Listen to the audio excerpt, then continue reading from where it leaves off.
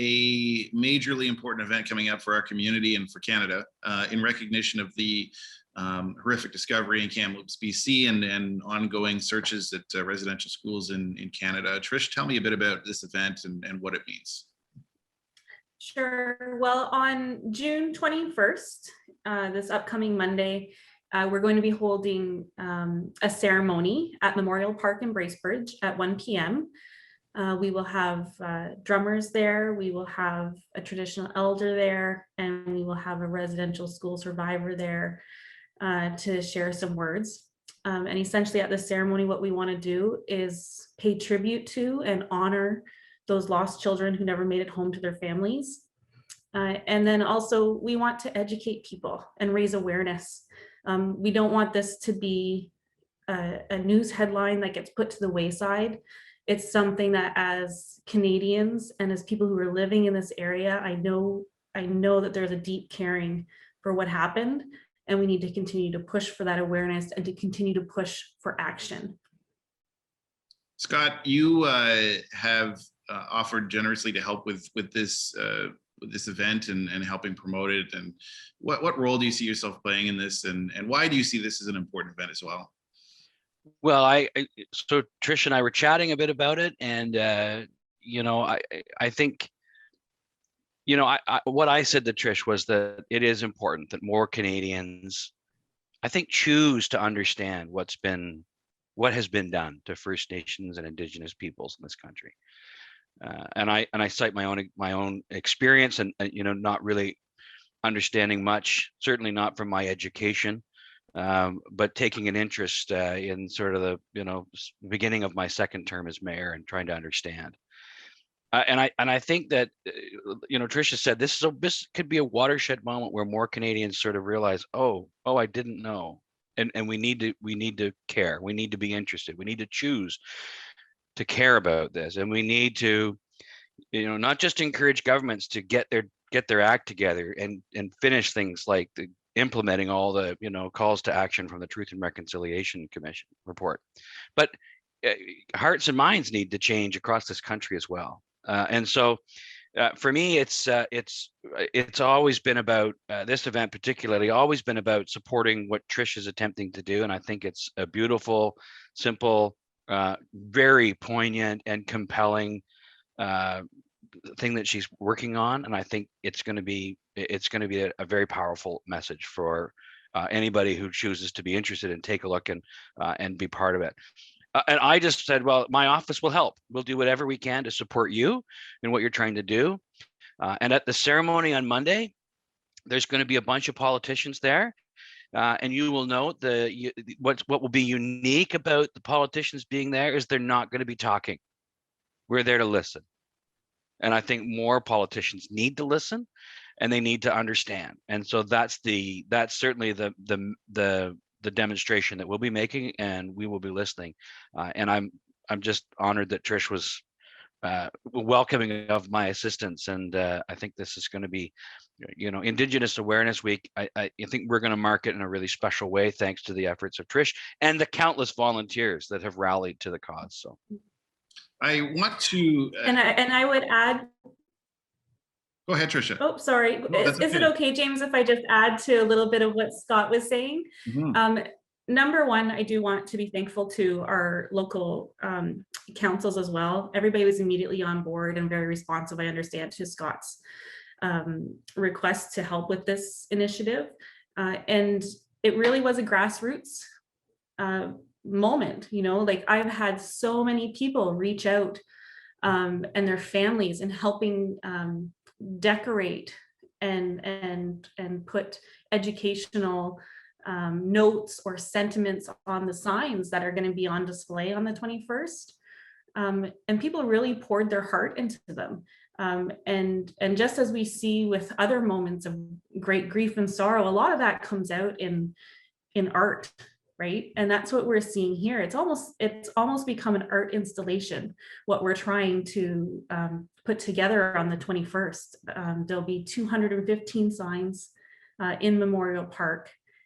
Each of them will have their own stamp on it of Every Child Matters, and then information, so people can can walk around the park, they can take the time to reflect, and they can learn. Because that, again, education is key, and having people understand exactly what happened in Canada's past. We need more people to want to learn what that is, so that we can move forward with the calls to action from the Truth and Reconciliation Commission. So it's been a really profound moment for a lot of members in our community, spanning from Huntsville to Utterson to Bracebridge to Gravenhurst, Port Carling, Bala. I know I'm forgetting a few areas, but like there are so many people to thank for being able to pull this together. While I have you both, two federal representatives that have dealt with federal politics, I wanted to tell you a quick story, and it's really relating to this in a major way. A federal MP recently put a very heartfelt message out about her resignation, that she would not be running again. She is a MP from a Northern Territory, doesn't really matter where from. She's an NDP member, that doesn't really matter either. But really what mattered was her message was that she, as an Indigenous woman, was not being given the respect that she deserves as a federal member of Parliament. Despite the fact that she was told numerous times that she was courageous, that she had strength, that she was doing the right thing, there was no action in her mind that was really, coming behind those words. All they were to her was words, and she was very frustrated with this, with the lack of movement. I want to hear from both of you on what that means to you, hearing that, and the need for action instead of just words at this point. Well, if you don't mind, I'll start. And not to be critical of you, James, but it does matter. Her name is Mumilaaq Qaqqaq. She's from Nunavut. She's young. She has a lived experience that you and I couldn't imagine. She has watched horrors all her life. This is a lived experience that affects you in ways that you can't quantify. And I can tell you that my own transition to Ottawa has not been easy. And I am among the most privileged white males you can imagine. And it's been a challenge. And so I can't even begin to understand what it's been like for her to try to make that transition to Ottawa, which I tell people privately is more often a ridiculous place than it is a place of progress. I can tell you, she's had to take a bit of time, a couple of times now, away from Parliament, and I understand absolutely 1000% how she goes to Ottawa and listens to the politicians talk and say, as she says, nice words, and what doesn't follow is real tangible action. And it happens all the time, and it's trust me, it's not a partisan thing. I mean, liberals do it, conservatives do it, and it is literally time for that to stop. We need to be serious about this. We need to stop making our decisions in Ottawa based on polls and what's going to be the most partisan opportunistic thing for us to get accomplished that will secure us the right votes that we need to win that particular riding. How politics is done in Ottawa is a ridiculous thing. And Mumilaaq Qaqqaq is absolutely right that the time for nice words is over. And I think it's important to say her name, where she is from, and make sure that everybody knows that her experience, I can't imagine. My heart aches for her. It really does. Thank you, Scott, for saying that too. I do agree her name and is important as well. Just what I'm trying to focus on is the message that she's conveying. And Trisha, I want to hear your thoughts on this message as well. And do you echo these thoughts? Mm-hmm. Number one, listen to her, and do it without any defensiveness. Just listen to the words that she is saying. And as Scott said, her lived experience. It's not even a lived experience that I can relate to. And I'm an Indigenous woman. I'm a First Nations woman. And all of our experiences differ. But she is in a particular position where she very articulately said that the institution is not meant for her. And that is the central truth of Canadian government. And for an Indigenous person to want to be part of that institution is very powerful. And it takes a lot of courage to enter into a space where you know you are not meant to be. And so I have endless respect for the goodbye speech that she provided yesterday.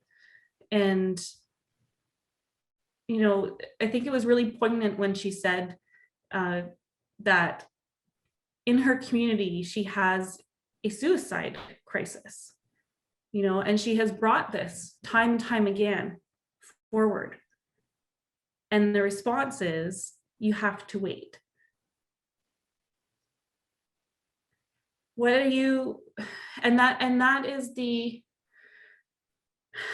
that's the response to so many of the problems that we see in First Nations communities, is with housing, with water and sewer, with policing, and again, circling back to the suicide crisis that we see in many communities.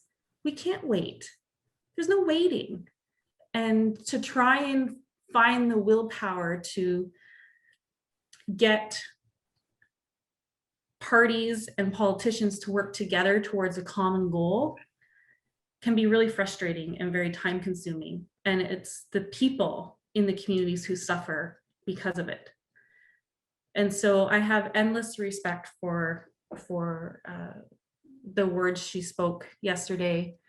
I know that Canadians hear her, and the ones who are maybe shocked by what she said, I would just ask to please pay more attention. And she's really speaking about things that is a lived experience by many people. And we need to do better. Our government institutions need to do better. We have to work on breaking down those systemic barriers. We have to be willing to work together so that we can move things along more quickly. But yes, definitely an important moment. I want to thank you both for taking that opportunity to talk about that. I don't want to take away from this important event next week, but I feel like these conversations need to happen, and they need to happen every day. So thank you for that opportunity to add that in. Now let's go back to your event, and just again, if we can remind people of how they can get involved, when it is and where it is. Sure.